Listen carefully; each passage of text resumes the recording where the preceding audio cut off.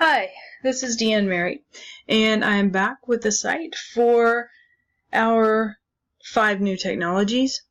This site is Animoto.com, and when you first go to Animoto.com, you will find a place for my videos, pricing blog, create, and this is a site that when you sign up, I strongly suggest that when you click on pricing, you will find obviously pricing, but if you go to the bottom of the page and look at Animoto for Education,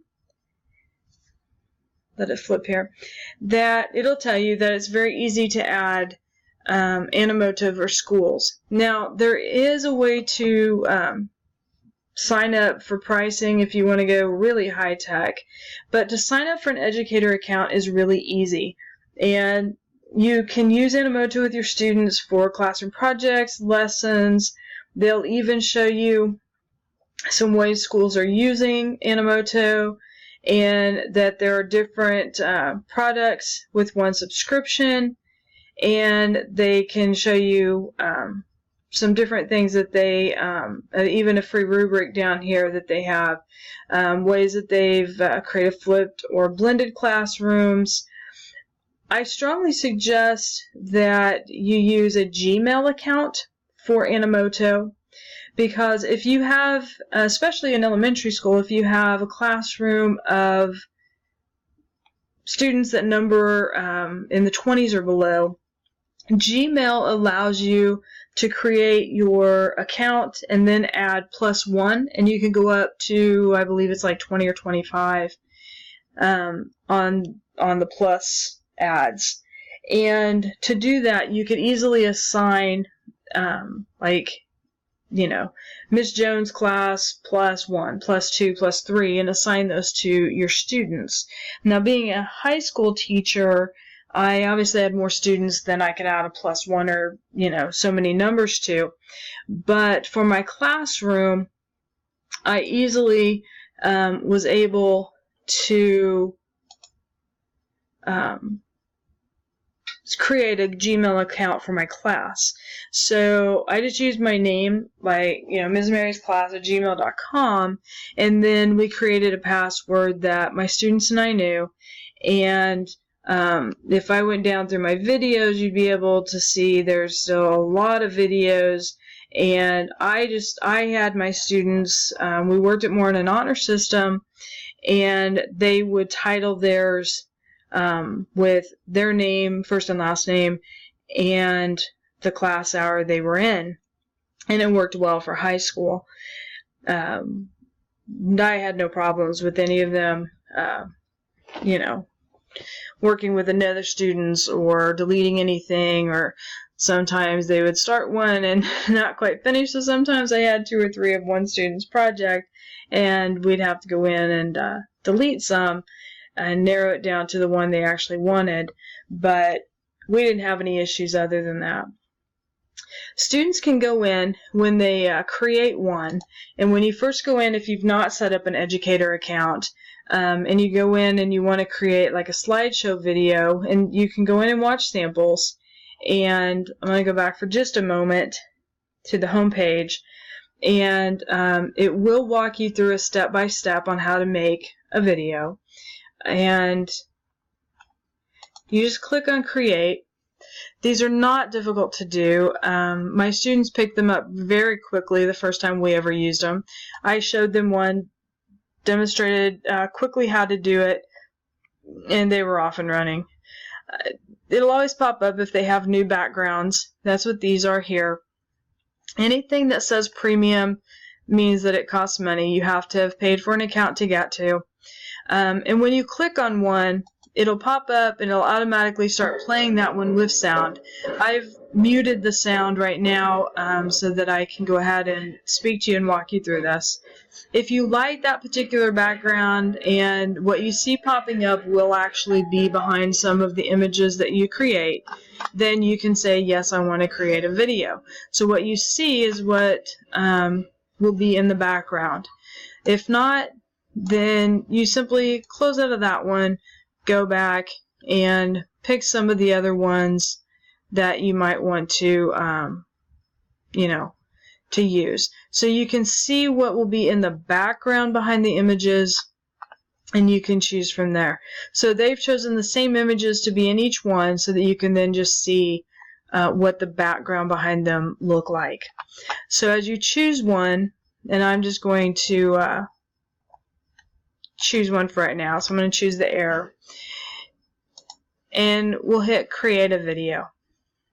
So it's loading our video creator. You get to pick your music, you get to pick your logo, your pictures and vids, and you can actually include a video as well. Add text. You'll be able to spotlight, rotate, duplicate, shuffle, delete something if you need to. And you can choose what is already embedded into Animoto, or you can upload your own.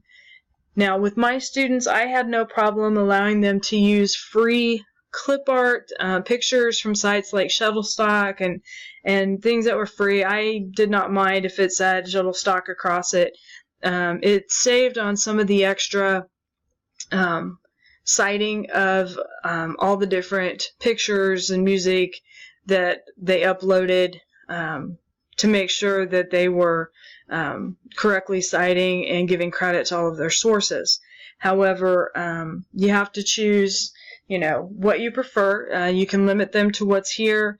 With some of the projects we did, limiting to what was within Animoto would not work, so we did go outside of just the program and enabled my students to upload. But depending on the grade level, it may or may not be as easy for some students to document sources, so that might be something to think about. So as they add pictures, you can upload your content from these sources here: Flickr, SmugMug, Dropbox, Instagram, Facebook, Lightroom, or they have free stock content and videos and photos that you can look at, and they do have them in different categories to make it easy. So if I clicked on, let's say, nature, and perhaps I want to just choose a few that I want to add. Perhaps I want to add a text box. Maybe I want to talk about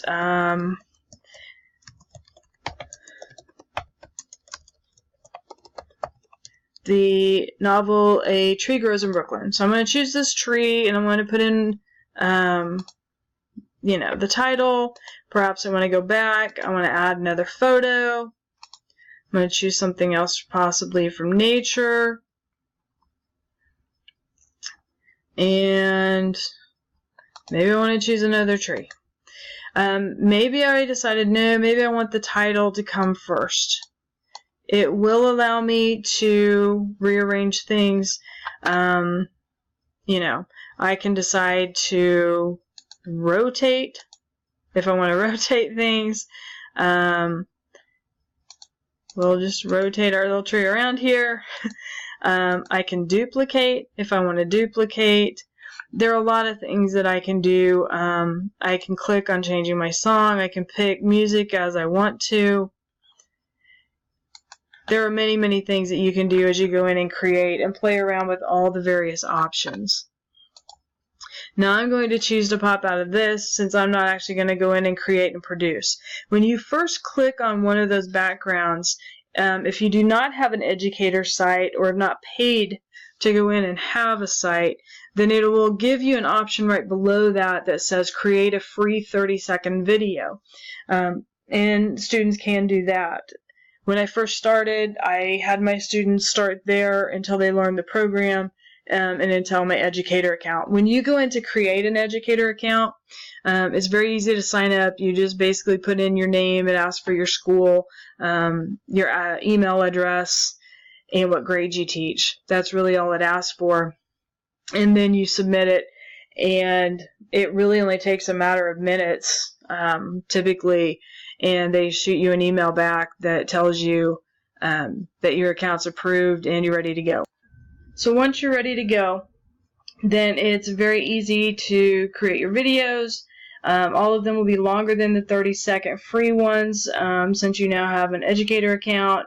You can sign students up or create a class account, and everything should be easy to do. I'm going to show you a quick video using the audio on my computer, one that I used to introduce just a novel unit so that you can see what one looks like.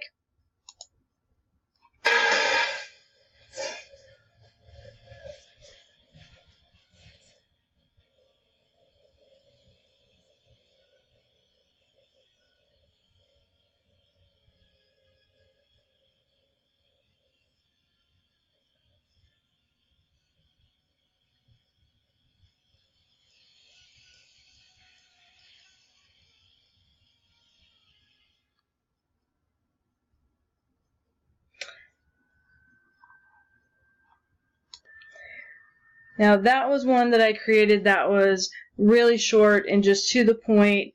It was just to grasp the attention of students for a novel unit that we were going to do about Into Thin Air by Jon Krakauer.